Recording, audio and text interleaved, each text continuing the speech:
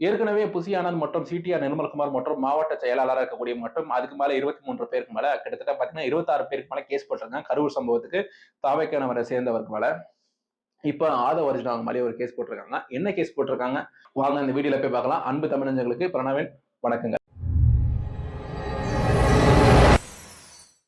திரு ஆதவ அர்ஜுனா இப்போ ஒரு ட்வீட் ஒன்று போட்டிருக்காரு. இன்னைக்கு ஒரு ட்வீட் ஒன்று போட்டிருந்தாரு. அந்த ட்வீட்டை போட்டவர் டெலீட் பண்ணிட்டாரு. அந்த ட்வீட் அடிப்படையில தான் அவர் மேல கேஸே போட்டிருந்தாங்க. திரு ஆதவ அர்ஜுனா விஜய் அவங்களோட வண்டியில தான் இருந்தாங்க. திரு விஜய் அவங்களும் அந்த வண்டியில தான் பிரச்சாரம் வாங்கினது தான் இருந்தாங்க. ஆனா அவங்க 2 பேர் மேல கேஸே போடப்படல இது வரைக்குமே. ஆனா இப்போ அவரு ஒரு கேஸ் ஒன்று போட்டிருக்காங்க. நம்ம போன வீடியோல வந்து என்ன பேசியிருந்தோம் அப்படின்னா, விஜய் அரெஸ்ட் பண்றது பாசிபிலிட்டி இருக்கா அப்படின்றப்போ, திரு விஜய் அவங்கள வந்து அரெஸ்ட் பண்றதுக்கான பாசிபிலிட்டிஸ் இருக்கு. ஆனா கண்டிப்பா அரெஸ்ட் பண்ண மாட்டாங்க. அதுலயே நம்ம ஒரு விஷயம் குறிப்பிட்டிருந்தோம். திரு விஜய் அவங்கள சுத்தி உள்ள ஆர்கனைசர்ஸ் தான் வந்து கண்டிப்பா அவங்கள தான் குறி வச்சு அரெஸ்ட் பண்ணுவாங்க. ஏன்னா அப்படி பண்ணிட்டாங்க அப்படின்ற பட்சத்துல திரு விஜய் அவங்களே வந்து களத்துக்கு வந்து இங்க வந்து விக்கிரவாண்டியில நடந்த மாநாடுல வந்து திரு புசி ஆனந்த் அவங்க தான் வந்து ஆர்கனைஸ் பண்ணியிருந்தாங்க. கண்டிப்பா சொல்றேன் ஒரு பெஸ்ட் ஆர்கனைசர் அவர் இருக்காரு. ஆனா திரு பெஸ்ட் அரசியல்வாதியா, பெஸ்ட் அரசியல் ஸ்ட்ராட்டஜிஸ்டா அப்படின்னு சொல்லி கேட்டீங்கன்னா கிடையாது. பெஸ்ட் ஆர்கனைசர் அது கண்டிப்பா நான் ஒத்துப்பேன். ஆனா திரு புசி ஆனந்த் அவங்க மேல கேஸ் போட்டிருந்தாங்க. செக்ரட்டரி மேல கரூர் டிஸ்ட்ரிக்ட் செக்ரட்டரி மேல கேஸ் போட்டிருந்தாங்க. அது மட்டும் இல்லாம இன்னொரு 23 தொண்டர்கள் மேல கேஸ் போட்டிருந்தாங்க. வெவ்வேறு பதவிகள் இருக்காங்க. அப்போ கூட வந்து திரு ஆதவ அர்ஜுனா அவங்க மேலயோ, திரு விஜய் அவங்க மேலயோ வந்து கேஸ் போடல. ஆனா இப்போ ஒரு ட்வீட் ஒன்று போட்டிருக்காரு. அது மேல கேஸ் போட்டிருக்காங்க. அந்த ட்வீட் நான் படிக்கிறேன் நீங்க கேளுங்க. எப்படி இலங்கையிலும் நேபாளத்திலும் இளைஞர்கள் ஜென்சி தலைமுறையினர் ஒன்றாக கூடி அதிகாரத்திற்கு எதிரான புரட்சியை உருவாக்கி காட்டினார்களோ அதே போல் இங்கும் இளைஞர்களின் எழுச்சி நிகழும். என்ன எழுச்சி நீங்க எதிர்பார்க்கறீங்க? நேபாளத்துல, இலங்கையிலும் நீங்க என்ன எழுச்சி எதிர்பார்த்தீங்க? அங்க வந்து ஜென்சி புரொடெஸ்ட் பண்ணாங்க. அதுவே வந்து சனிக்கிழமையில அந்த புரொடெஸ்ட் வந்து எழுகுது. வெள்ளிக்கிழமையில வந்து சோசியல் மீடியா பேன் பண்றாங்க. சனிக்கிழமை ஒரு புரொடெஸ்ட் எழும்புது. அங்க ஜென்சின் அந்த மக்கள் எதுக்காக போராட்டம் பண்ணாங்க? அங்க நெப்போட்டிசம் அதிகமா இருந்தது. வேலை வாய்ப்புகளே சுத்தமா கிடையவே கிடையாது. அந்த மாரி அதுக்கப்புறம் பார்க்க வந்து அங்க உள்ள மினிஸ்டர்கள் பசங்கலாம் வந்து வெளிநாட்டுல போய் படிப்பாங்க. அங்க வெளிநாட்டுல வந்து இந்த சொகுசு கார்ல இருக்க மாரிலாம் போட்டோ போடுவாங்க. இங்க இளைஞர்கள்லாம் வந்து வேலைக்கே போக போக முடியாம இருக்காங்கன்ற பட்சத்துல என்ன இவங்க மட்டும் ஊழல் பண்ணி வாழ்ந்துட்டு இருக்காங்க அப்படின்னு அங்க போராட்டங்கள் பண்ணாங்க. அந்த நாட்டுல ஒரு புரட்சி நடந்தது. அந்த நாட்டுல சரியா தவறா அப்படி சொல்ற இடத்துல நான் இல்ல. அதை நீங்க கமெண்ட் செக்ஷன்ல சொல்லுங்க.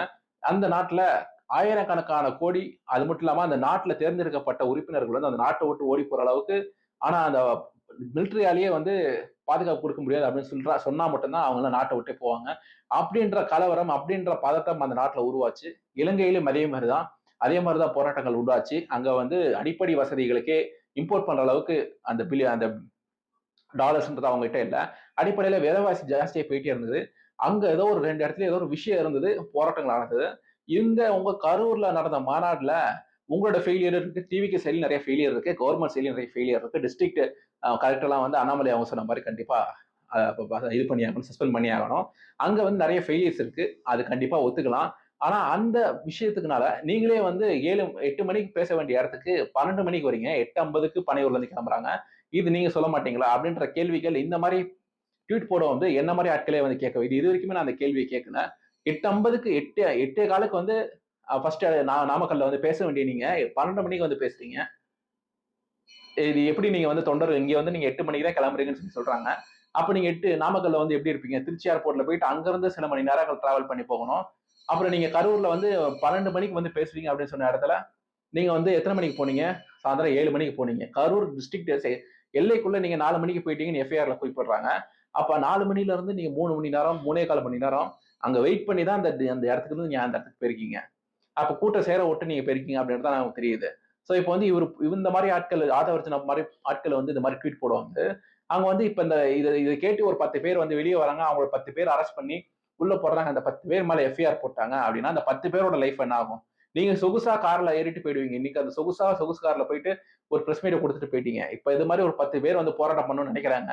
அந்த 10 பேர் கண்டிப்பா அரெஸ்ட் பண்ணி உள்ள போட்டுருவாங்க. அந்த 10 பேர் மேல போடப்படக்கூடிய எஃப்ஐஆர் அந்த 10 பேர்ல ஒருத்தன் ஐடில வேலை செய்றான். அந்த எஃப்ஐஆர் போட்டிருக்காங்க. அரெஸ்ட் பண்ணி உள்ள போட்டிருக்காங்க. ஏதோ ஒரு ஃபியூச்சர்ல அவன் வெளிநாட்டு போகணும்னு நெனைக்கிறான் அப்படின்னா, அதெல்லாம் தடைப்படும்.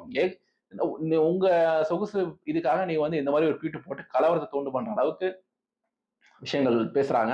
இது நமக்கு எப்படின்னு புரிய மாட்டேங்குது. எப்படி இந்த மாரி ஆட்களுக்கு வந்து ட்வீட் போடணும் அப்படின்னு சொல்லிட்டு என்ன வருது அப்படின்னு சொல்லி தெரியல.